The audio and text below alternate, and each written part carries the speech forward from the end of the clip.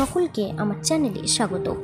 ধূমকেতু এখনো পর্যন্ত দেব শুভশ্রী জুটির শেষ ছবি। সত্যি কি এক সময়কার হিট জুটিকে পর্দায় আর একসঙ্গে দেখা যাবে না? প্রশ্ন যেতেই ঝাঁঝালো শুভশ্রী। অভিনেত্রী পাল্টা প্রশ্ন, আমরা কি একবারও বলেছি? সোশ্যাল মিডিয়াতে তো অনেক কথাই হয়, সেগুলো কান দিয়ে লাভ নেই। আমরা সকলেই পেশাদার অভিনেতা, সকলেই কাজ করতে এসেছি। আমরা প্রত্যেকে নিজেদের কাজের প্রতি নিবেদিত প্রাণ, সৎভাবে নিষ্ঠা সহকারে আমরা আমাদের কাজটা করি।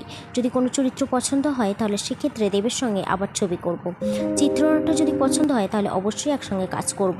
অভিনেত্রীর সংযোজন অভিনেত্রী হিসাবে ভালো ভালো কাজ করার জন্য মুখিয়ে থাকি। বিগত 1.5 দশকে পরাঞ্জয় জলিয়ারে থেকে রোমিও, চ্যালেঞ্জ, খোকাবাবু, খোকা 420-এর মতো একাধিক সুপারহিট সিনেমা দিয়েছেন দেব শুভশ্রী।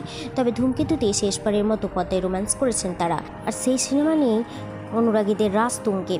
কারণ দেব শুভশ্রী যে একসময় প্রেমের সম্পর্কে ছিলেন সে কথা কারোর অজানা নয়। তবে পরবর্তীতে সেই সমীকরণ বদলেছে। স্বামী রাজ চক্রবর্তী এবং 2 সন্তান নিয়ে শুভশ্রী গঙ্গোপাধ্যায় সুখের ঘরকন্যা। অন্যদিকে বর্তমানে রিল দুই পরিসরেই দেব রুকুমনি হিট। তবে গৃহপ্রবেশ মুক্তি প্রাককালে শুভশ্রী গঙ্গোপাধ্যায়কে শুভেচ্ছা জানিয়েছিলেন দেব। অনুরাগীদের আবদার মেনে ভবিষ্যতে কি দেব শুভশ্রী জুটিকে পাওয়া যাবে? সম্প্রতি একই প্রশ্ন সুপারস্টার দেবের কাছে রাখা হয়েছিল। এ প্রসঙ্গে দেব বলেন, দেখো সময়, আবার বলছি, আমরা পরস্পরকে শেষ 8-10 বছর দেখিনি।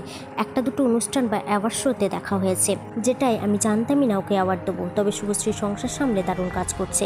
বিগত কয়েক বছরে দেবের সঙ্গে জুটি বাঁধার প্রস্তাব আসেনি বলেও ধূমকেতু প্রচারে জানালেন শুভশ্রী গঙ্গোপাধ্যায়।